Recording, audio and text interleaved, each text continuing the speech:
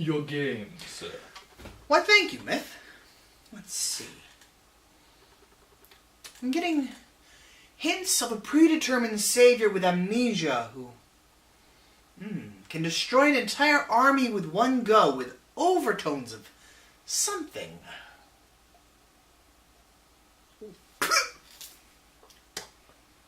Is that 2-day-old convention fursuiter? What is this? Your game, sir.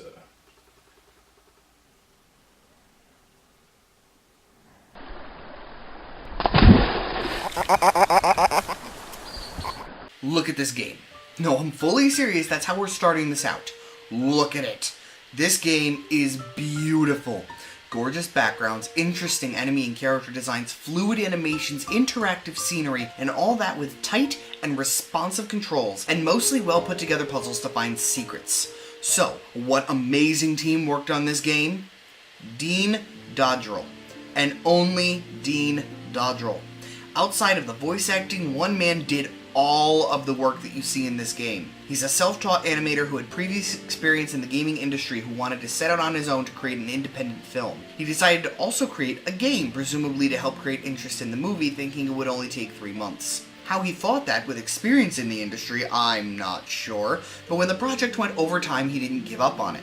In the end, it took 3 years to make this game, but upon its completion, it was heralded as an amazing piece of work from all sides, not least winning the 2009 Microsoft Dream Build Play Challenge Grand Prize. While it's definitely beautiful and an incredible example of what one determined person can do, is it worthy of that praise? Let's dive in and discover for ourselves. Now, as my intro suggested, this isn't a story that any of you will have not heard before, as long as you've seen any other type of media, whether it be that you read a book, you watched a movie, or you played another game, honestly. It's a predestined hero with amnesia who doesn't really realize who they are, but knows that they need to go on a quest to save the world because, well, they're not necessarily going to be the predestined hero, but they're definitely the predestined hero, they just don't know it yet. Over the course of the journey, they discover that they're the greatest warrior in the land, that they're going to save everything, and they slowly regain their memories.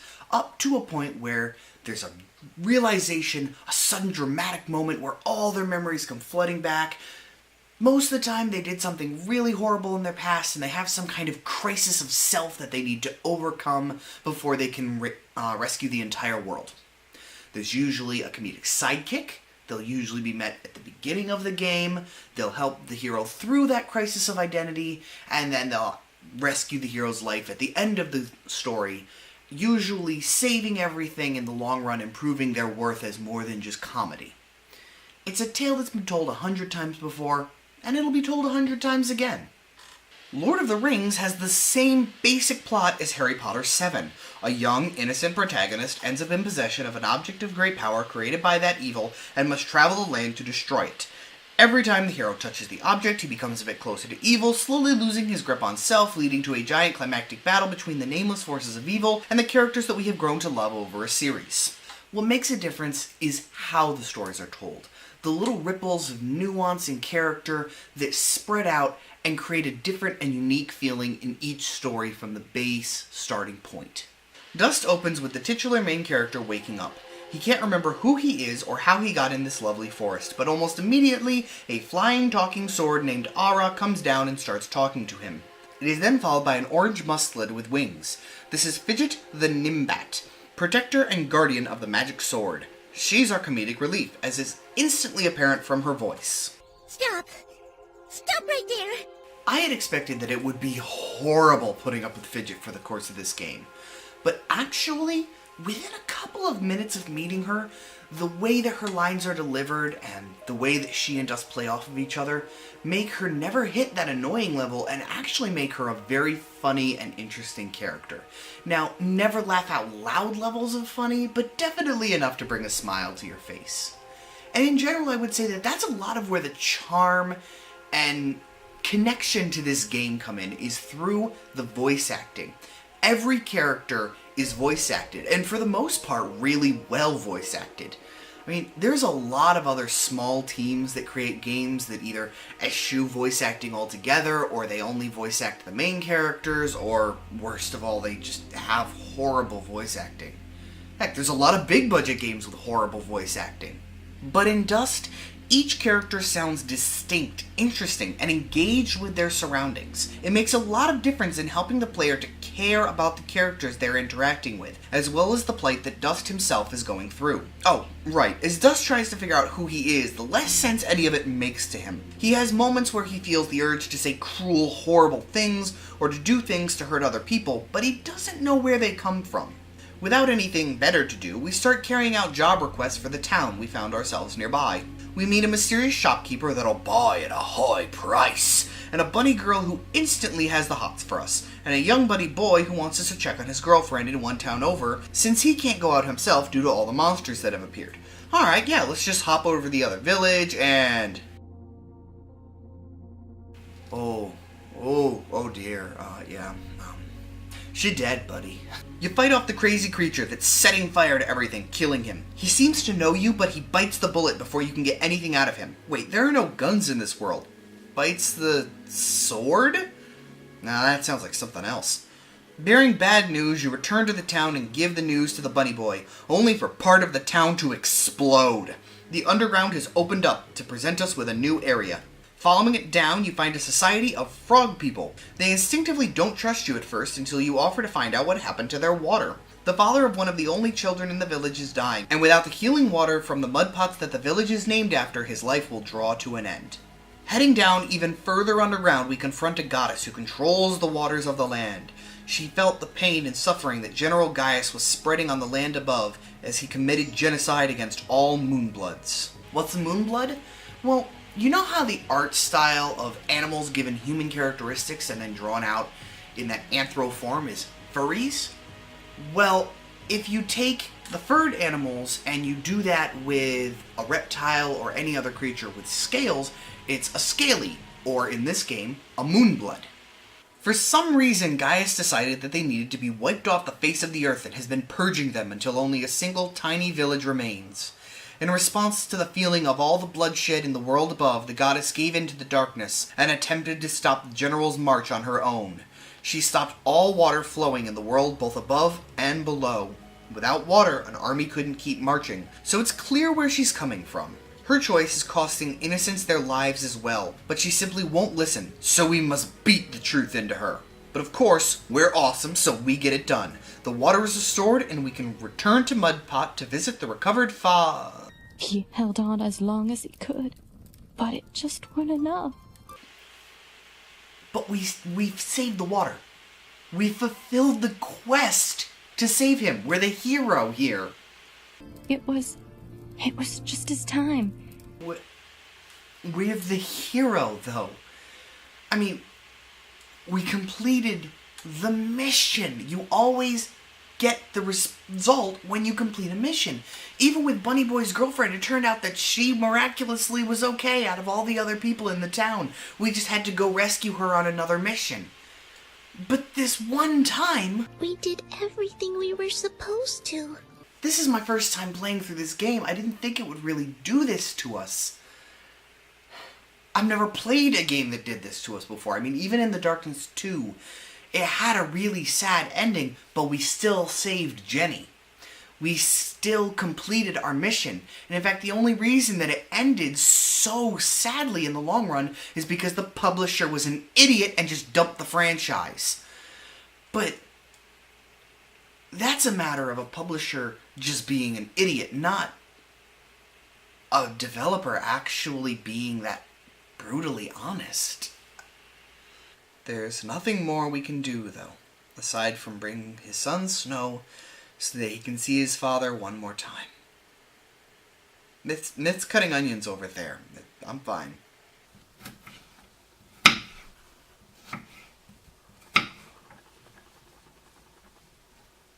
What? After that gut punch moment, we head up to the mountains after a character that is a known Moonblood sympathizer. We have to pass through several abandoned mansions, running from an unstoppable demon and piecing together the story of the man who once owned these homes. He made a living selling out others as aiding the Moonbloods to the general, a la the Spanish Inquisition. Hello, Spanish Inquisition! You were clearly expecting us. Yeah, but this... Fine. Once we've collected all the memorable objects from the demon's past, we use them to weaken its hold on the old man's soul to destroy it, leaving the living old lady with her husband's ghost to be together in the last parts of her life. That lets you go past the area to go up to the snowy mountains where the Moonblood sympathizer cat girl is supposedly waiting. You climb the mountain, avoid avalanches, deliberately cause a massive avalanche, and climb the mountain some more. At the very top of the mountain is a small, completely deserted village. It was destroyed long ago, and it is here all secrets will be revealed. Now, while if you have any experience with literature, you probably know where this story is going, I would advise that anyone who intends to play the game and has not already played it yet to skip ahead to the shown timecode. Alright, you're gone now? Go away! Alright, now that it's just us. Dustus Ascend Mithraden, a creature created deliberately by the Moonbloods combining the spirit of two souls. The top assassin of Gaius' army, Cassius, wiped out this village years ago. One of the only survivors, the cat girl's brother Jin, hunted him down to try to kill him. Jin was no match for Cassius, but the assassin's skill was such that there was seemingly no hope for Jin. His arrogance matched that skill, allowing Jin to kill Cassius as he himself died. The two opposite souls dying together combined into dust, creating a new person. He has a bit of a mental breakdown, unsure of who he really is, but Fidget yells at him, pointing out he is dust. It doesn't matter who Jin was or who Cassius was. We are dust, free to make our own path in life. We continue on to the volcano where the last remaining Moonbloods are fighting their way through the waves of Gaius' troops. It doesn't take long before we reach the general himself, taking him on an incredibly long, arduous battle. And in the end, you don't even truly defeat him. He accepts his own demise, and that the world he and Cassius dreamed of cannot come to pass, and lets himself fall into the lava. The day is saved, peace has been returned to the land, and we... No! And sometimes that's not enough, Fidget. When the life threat calls.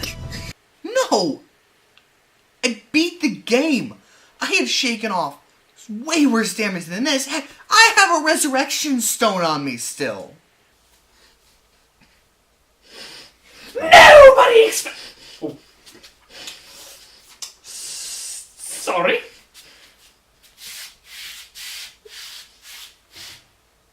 I wasn't ready for this ending. Everything else about this game follows the tropes, that even that one gut punch moment could still be considered in line. Frodo survives Mount Doom. Harry survives his own angst. Ichigo won't die no matter how much I wish that he would. But this game went there. It made us invest in who Dust was, and then it didn't really matter. Sure, Thomas Was Alone pulled this, but it instantly dulled that feeling with the too sudden revival of simply too many characters to get us truly invested again. This ending had me reeling, desperate for a different ending. I even tried to 100% the game to get a different ending, to no avail. So, how about the game itself? Well, the combat is tight and responsive, and you never feel like you took a hit through any fault but your own. If you got hit during combat and broke that chain, it's your fault. You weren't paying enough attention, or you were too greedy with trying to get hits in, and you didn't dodge at the right time. Pay more attention, be ready next time. It can be a little annoying sometimes you can't get to certain areas, though. Why do I have to learn the slide technique to get through low, narrow passages? Is Dust just too proud to crawl? I don't need a strong grip to climb up vines. You just need to use both hands, Dust. Stop trying to be cool and only use one hand, especially when you can't attack while you're grabbing them anyway. But for the most part, progression feels enjoyable and natural, that you can reach more places as you get stronger. Some of the enemies I had the most trouble with over the course of my playthrough, I just had to get better at the game's mechanics to deal with them. One of my only 2 deaths in the game came at the hands of an enemy called Bloms. There seemed no real way to deal with them, and trying to hit them with Fidget's magic attack while they were yawning took forever. Lo and behold, I'm just stupid. You move in close, wait for them to start to explode, and then dodge back away to safety. It's easy, they were never really a threat at any level. I just wasn't good enough at the game yet. Now, I did have a few real issues with the game. For instance, throughout the game, enemies and chests will drop blueprints. I ended the game for blueprints for items that were absolutely useless to me, cluttering up my inventory. Some way to drop useless blueprints or sell them to the blacksmith buddy or anything would have been appreciated. Also, the game was too easy, and I wasn't on easy mode. Now true, I was only on normal mode, not tough or hardcore, but the difficulty of the game felt much more like what I would have expected out of the game on easy mode. It was only very occasionally that I would have any issues with the combat, and even then it had more to do with learning how to deal with new types of enemies and figuring out their patterns of attack and vulnerability than it did me being anything but overpowered. By the time I stopped playing, enemies weren't even hurting me anymore, and I was still far from fully upgraded or wearing the best armor. Some of the environmental hazards can be a serious pain too. Falling rock debris are completely impassable, and it's not even clear when you can or can't get through. Lava and snow cause damage and knockback that can prevent you from ever actually making it to safety, and spines can throw you into pits or other hazards because you landed where you thought you would be safe. And Dust is nothing if not a dramatic character, throwing himself backwards upon taking any kind of damage. Even being hit by an enemy from the first level that deals literally 0 damage, you can be thrown halfway across the screen. That's why it can be very hard to get out of lava sometimes, as the damage throws you bodily away from the ledge you need to get up onto, and you can't get back to the only way up without touching the lava again and being damaged and thrown again. Your invincibility frames just can't make up for how far Dust throws himself. Hazards like rocks have to be taken slowly, even once you level up to the point where they do absolutely no damage, because rushing even slightly will result in starting all over from the throwback. While at least this never leads to cheap deaths via bottomless pits, since there's no such thing as a bottomless pit in this game, it can still be very frustrating. One puzzle in particular to find a chest was also very frustrating, to the point where I'm going to be entitled and complain about it now. Dust has the ability called Blade Storm, which when used in the air will make him spiral with his swords out, slashing through foes. I love this move. It feels so cool, and the sound effect.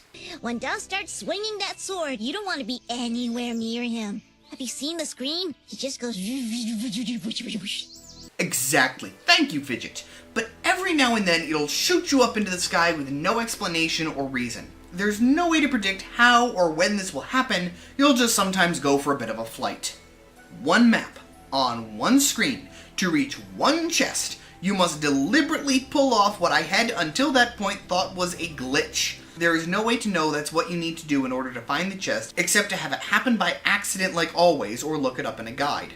But of course, that one time I want this to happen, the ability works properly and stays at the level of the enemies that I'm fighting. What a surprise! But we finally get up there, open the weird cage chest that requires 4 keys, and... Who are you? No, who are you? What are you, even? Oh hey, it's the Bastion dude! Are these all indie characters? Well, you certainly look edgy enough to be one. Okay, that's kinda cool. What's with this area? The snowflakes holding still till I move, the atmosphere, the color filter. Don't you dare! Don't you dare me! No! Get back in that cage right now, do you hear me? Get in your cage! So, what complaints I have overall about the game are actually really small in the grand scheme of things. This game would be amazing if it had come out with a team of people behind it. That it only had one person behind it. You're awesome, Dean. So, whoever you are, if you haven't played this game yet, go and get it. It's on Xbox Live Arcade, PS4, and Steam. So you have no excuse no matter what your system is. And on Steam, it's $15 without a sale. And honestly, even at full price, it's worth every penny.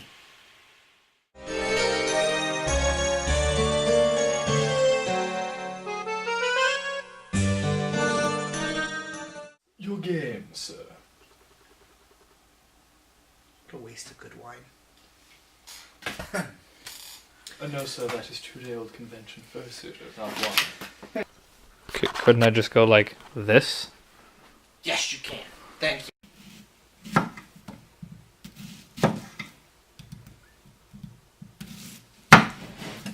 About this.